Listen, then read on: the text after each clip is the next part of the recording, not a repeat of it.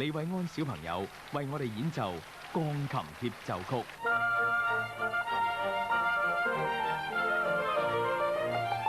哇！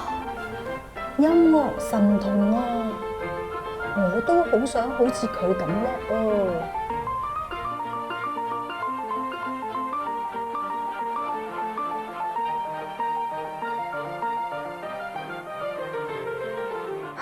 哇！哇！你音樂神童，哇！唔可以相信啊！而家你喺到我身邊啊！我啱啱先至喺個電視機嗰度睇到你係同康江菲一齊合奏啫喎！哇！你係音樂神童嚟嘅喎！多謝你嚟到我哋一個節目《音樂起跑線》啊！喂，好多謝你邀請我上嚟啊！亦都同你一齊去主持呢一個音樂起跑線。係。喂，但係其實都唔係頭先啱啱睇幾廿年前㗎啦，而家咁嘅造型都即唔係音樂神童啦，係嘛？你而家已經係Steinway Artist 啦，仲要係呢個聖保羅男女中學嘅音樂及創意總監。即係你呢一條路同埋呢條起跑線係點樣嘅咧？我相信咧嚟緊呢幾集咧，我哋嘅節目咧都會好豐富，同埋我哋又請好多嘉賓啦。而家真係好多家長都講起跑線，應該幾歲開始學啊？我條起跑線咧，係咯，真係好鬼早。我估3歲，再早啲，再早啲啊！1歲冇可能啊，都未識行。估唔到嘅，係出世之前嘅10個月，即係驗孕棒嗰條線啊！嚇，嗰條線係嗰條線，因為我你個音樂媽喺個仔嗰度胎教。哦，咁佢陀住我嗰時咧，聽好多莫扎特嘅音樂嘅。咁細個即係其實咧喺屋企咧沖涼啊、坐車啊，全部成日都聽莫扎特音樂。就有一年咧3歲嘅時候咧，我就走咗去個琴度咧，就彈咗成首小奏鳴曲出嚟。我家姐學緊嘅，就係咁樣開始嘅。係。咁我條起跑線就喺呢度咧，你嗰條起跑線喺邊度？唉，唔好講，我條起跑線，我都話啦，我睇你喺電視機度演奏嘅時候，我都未學琴。我條起跑線就非常之遲啊！我係成10歲零先至開始學嘅。哇！喺10歲我都差唔多放棄咁滯。但係其實又好得意啊！嗬，我哋喺演藝學院相遇嘅時候咧，你都仲係細個大粒，咁反而我同你姐姐係有啲即係交情嘅。咁所以但係就好得意啦，命運就安排咗我哋兩個喺呢一個嘅時間一齊可以去主持呢個節目啦，亦都可以咧分享一下大家喺呢個音樂路到底係點樣行嘅。其實點解呢個節目咧叫做音樂起跑線嘅咧？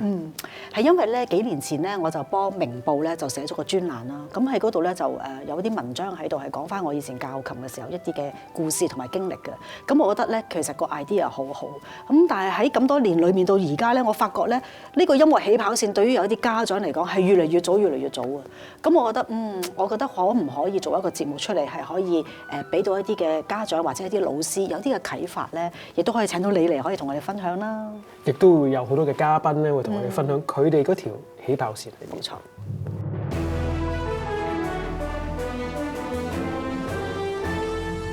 歡迎嚟到音樂富翁呢位嘉賓，你準備好未啊？準備好啦。好，10蚊雞嘅問題。羅乃新老師，請問你係幾多歲學鋼琴嘅咧 ？A 4歲，B 5歲，C 6歲，D 以上都唔係。B 5歲。啱嘅。第二條問題，你除咗係鋼琴家呢個身份之外，你仲有幾多個身份呢？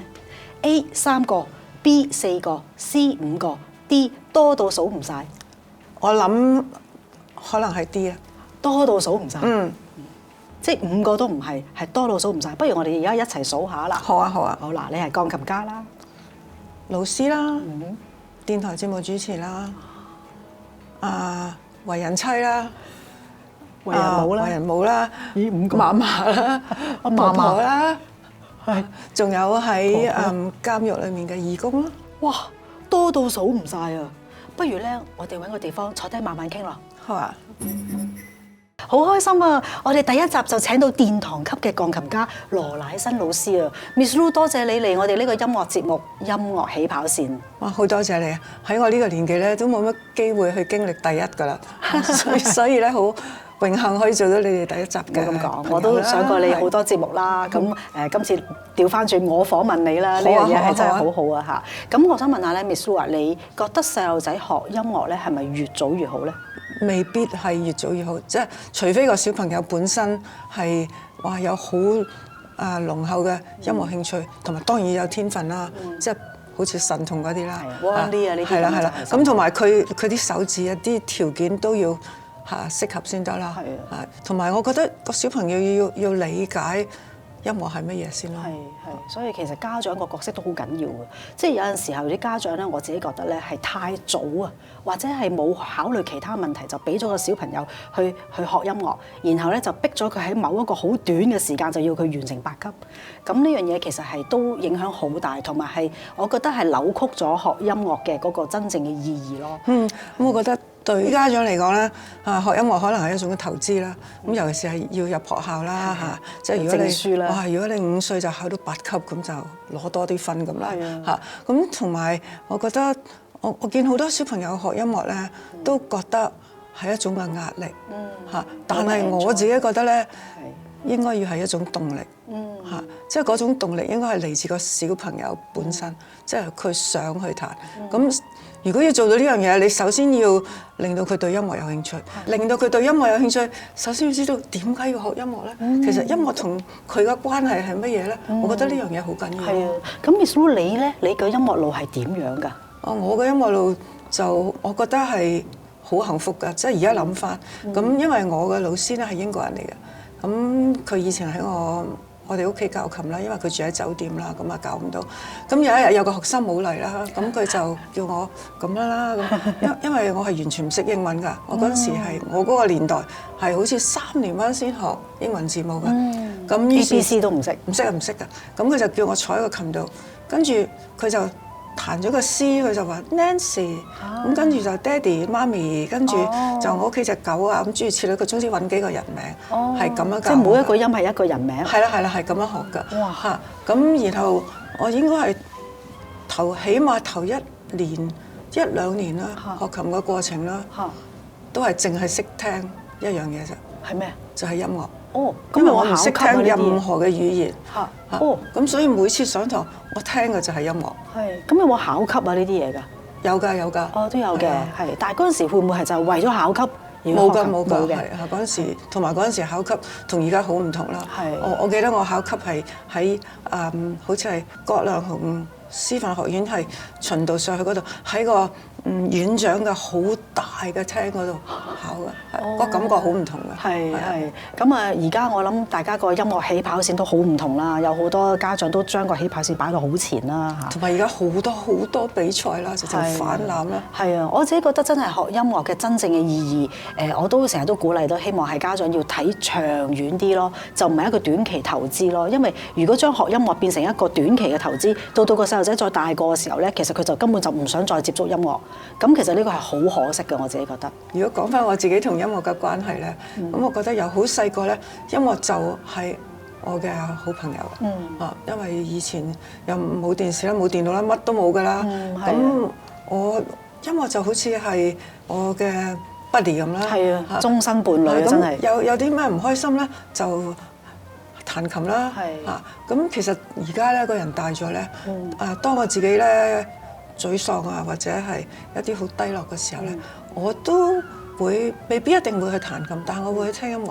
我覺得喺音樂裏面咧，會俾我一種嘅安慰，同埋有一種同行嘅感覺。我覺得呢樣嘢好緊要。呢個好緊要，真係多謝你。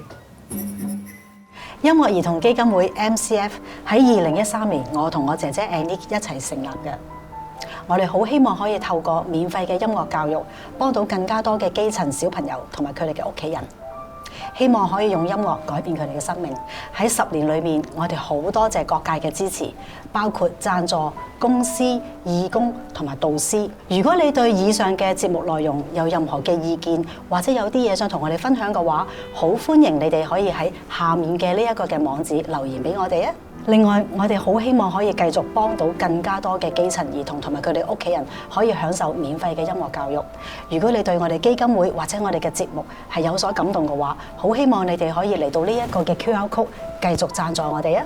最後唔好唔記得要 like 我哋嘅節目同埋訂閱我哋嘅頻道啦。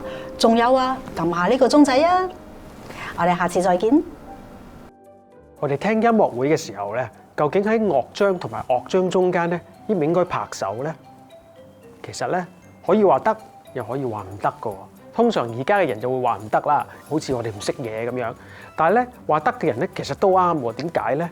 就係其實以前喺19世紀啊，貝多芬啊、莫扎特嘅時候咧，樂章與樂章中間咧拍手係好正常，樂師咧亦都會中意嘅。其實我自己嚟講咧，我就唔係太介意嘅。但我覺得咧，因為而家大勢所趨都係唔拍手，但係人哋拍手咧，又唔好咁樣掘住人哋喎。